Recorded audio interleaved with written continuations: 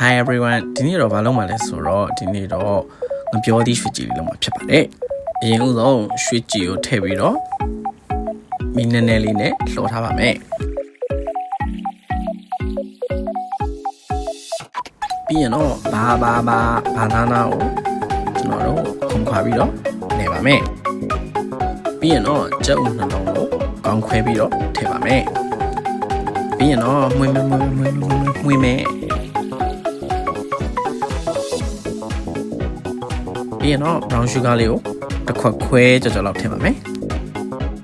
ပြီးရင်စောကားလေးကိုနည်းငယ်ထည့်ပါမယ်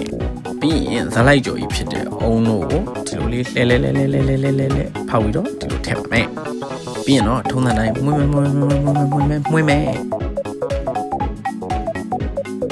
ထိုးနောက်မှာတော့ခုနလော်တာရွှေချီမို့ထည့်ပါမယ်ပြီးရင်ထုံးစံတိုင်းမွေးမယ်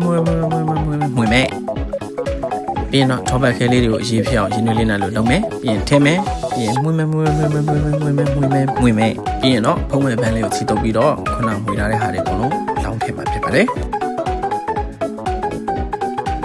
ပြီးရင်တော့အခက်ဆုံးဖြစ်တဲ့အမ်းဖြူတာမဟုတ်ပါဘူးဘင်းစီဖြူဖြစ်ပါတယ်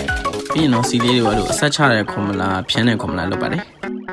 ပြီးရင်တော့ဖာရှီပုံးမဲ့ဘန်းနဲ့ကိုအဲ့လိုလေးတစ်ထည့်လိုက်ပါမယ်ပြီးရင်တော့ဖုန်းဆက်တဲ့ကိုအဲ့လိုတုံးထည့်လိုက်ပါဘိုင်ဘိုင်မိနစ်30လောက်ဖိုးပြီးသွားရင်တော့စားလို့ရပါခင်ဗျာဒီလိုမုံလေးတွေစားကြတယ်ဆိုတော့ကျွန်တော်ရဲ့ချို page လေးမှာမစားလို့ရပါတယ်ဗီဒီယိုလေးကိုလည်း like လုပ်တော့မမေ့ပါနဲ့နော်ဘိုင်ဘိုင်